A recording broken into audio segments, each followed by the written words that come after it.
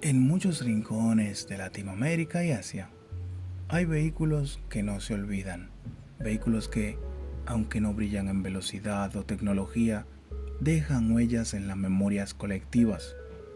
El Daihatsu Delta es uno de ellos. No era rápido, ni lujoso, ni silencioso. No tenía pantallas, sensores ni sistemas que avisaran cuando algo fallaba. Pero tenía algo que muchos automóviles modernos olvidan: corazón de trabajo duro. Quien lo vivió lo recuerda avanzando por calles polvorientas, cargado hasta los topes con plátanos, sacos de café, materiales de construcción, siempre llegando a su destino.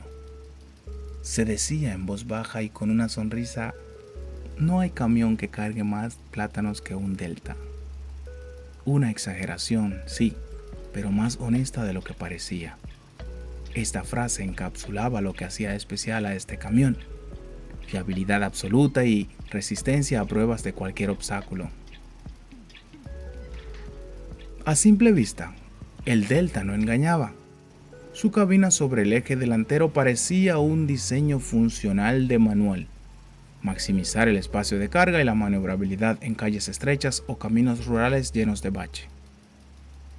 La defensa frontal ancha, los faros sencillos y la cabina de línea recta decía claramente: soy una herramienta de trabajo, no un automóvil de lujo. Debajo del capó, la magia estaba en los motores diésel Toyota 13B y 14B de 3,4 a 3,7 litros. Su filosofía era simple: torques a baja revolución sin complicaciones electrónicas ni turbocompresores. La transmisión de relaciones cortas aprovechaba al máximo ese torque, permitiendo mover toneladas de cargas con sorprendente facilidad. Y, si algo fallaba, prácticamente cualquier taller podría arreglarlo.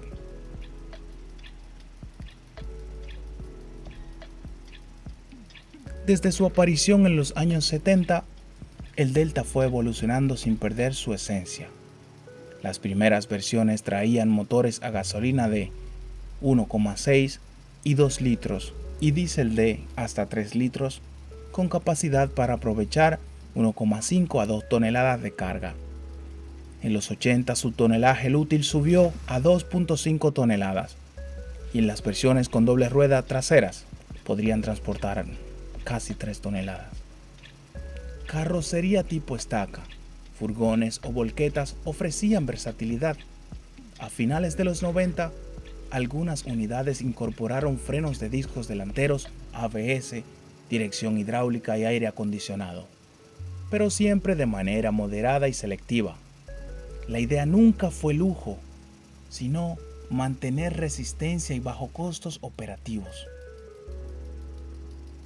Conducir un Delta era una experiencia particular. La suspensión, pensada para soportar sobrepeso crónico, castigaba un poco la espalda en asfaltos rotos, pero cada sacudida recordaba que este vehículo estaba hecho para durar. La posición del conductor sobre el eje delantero ofrecía una visibilidad excelente y un radio de giro envidiable, aunque mayor exposición en choques frontales. El interior era austero: instrumentación básica, plásticos duros y asientos simples, pero los usuarios rara vez se quejaban. La ecuación era clara: si el camión arranca todas las mañanas, gasta poco y deja margen en cada viaje, es el camión correcto, y eso valía más que cualquier lujo pasajero.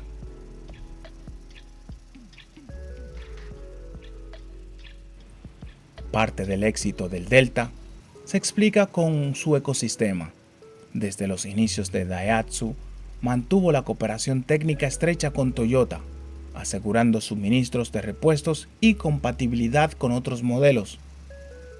En mercados donde un día sin camión era un día sin ingresos, esto era puro oro. Claramente, el Delta se transformó en un miembro más de la familia. Se personalizaba, se decoraba, se reforzaban los muelles extras o refuerzos en el chasis. En muchos barrios un delta no era solo transporte, era el corazón de un pequeño imperio de reparto, mudanzas o transporte agrícola.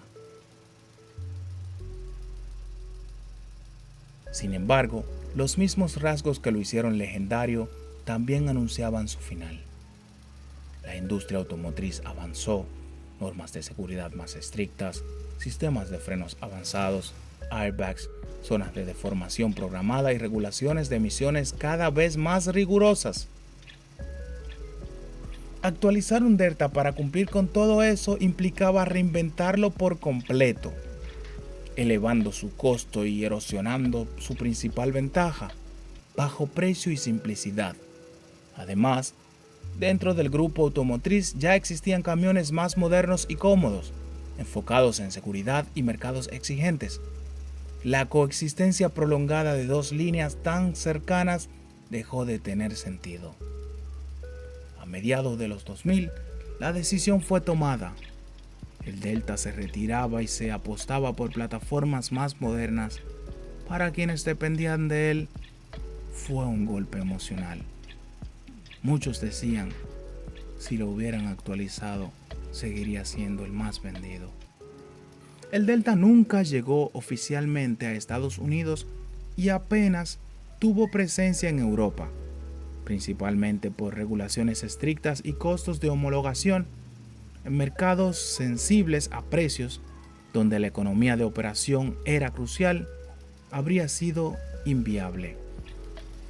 Hoy, el Delta sigue vivo en historias de vida, conductores que lo usaron durante décadas, negocios que crecieron a su lado, flotas que empezaron con un solo furgón. Es un símbolo de resistencia, fiabilidad y pragmatismo. Un recordatorio de que la simplicidad y la robustez muchas veces valen más que la sofisticación. Historias que cuentan de propietarios que, tras 20 años de trabajo duro, cambiaron aceite y filtro del Delta y arrancaba como el primer día. Ese legado silencioso pero contundente es el que convierte en un héroe de la carretera que muchos aún veneran. El Delta se fue en el 2006, pero su historia sigue. No fue el más rápido ni el más elegante, pero fue incansable y fiel. Para quienes lo conocieron, siempre será un compañero de vida, un aliado confiable y un símbolo de la cultura del trabajo duro.